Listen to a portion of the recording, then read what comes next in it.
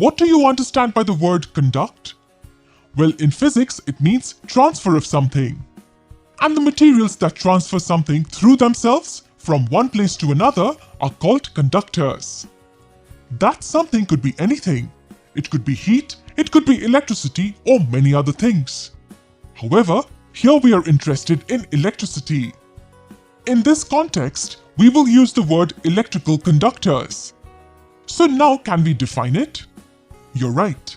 Electrical conductors are the materials that transfer electricity through them. Or even more precisely, they are the materials that allow the electric current to flow through them. For simplicity, we will call them conductors.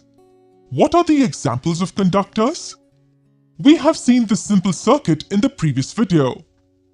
Here, a 1.5 volt cell is connected with a bulb which can be between 3 to 4 volts with the help of copper wires.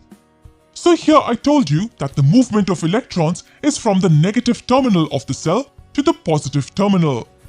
But however, by convention, the direction of electric current is taken to be from the positive to the negative one. But how exactly is the current flowing in the circuit? Or through which material is this current flowing? Yes, it's the copper wires. Electric current is flowing through the copper wires from the positive to the negative terminal. So what can we conclude from this? We say that the copper is a conductor of electricity since it allows the electricity to flow through it. Now, instead of copper wires, what if we use pieces of threads in the circuit? Will the bulb glow in that case? No, it won't. Why? Because the electric current cannot flow through a piece of thread. Such materials are called insulators. So how do we define this term? Give it a try.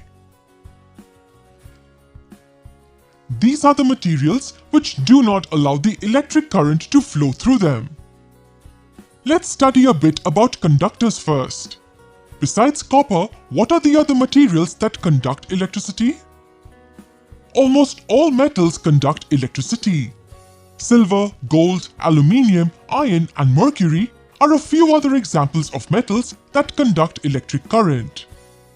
If you replace copper wires in our circuit with aluminium ones, then you will find that the bulb is still glowing.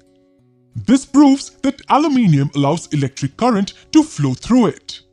In fact, this area of the bulb is itself made up of metal. Hence, if we connect the wire anywhere in this region, the bulb will still glow. It transfers the electricity to the terminal of the bulb and inside. We can actually test any object for conductivity. Break the circuit up from anywhere by cutting the copper wire. Now at this point, I want you to notice one thing. Look at this region. There is nothing present in this region that can transfer the electrical energy from one side to the other. But there is air in this region. So what can you infer from this? This tells us that air is an insulator. It does not conduct electricity. Bring any object that you want to test, say this iron nail. Tie up both the ends of the wires at the two ends of iron and see if the bulb is glowing or not. If it glows, then it proves that the material that our object is made up of conducts electricity. Here the electric current is flowing through the iron nail. So our circuit is complete and the bulb glows. So this proves that iron is a conductor of electricity. Did you know that the human body is also a conductor of electricity? In fact, it's a very good conductor. This is the reason why we get an electric shock if we are not careful. The electric current flows through our body towards the earth. Now, which are the materials that do not conduct electricity? Materials such as plastic, rubber, cotton, and wood do not conduct electricity. So they are insulators. For instance, instead of an iron nail, if we connect a plastic straw between the circuit, then the bulb will not glow.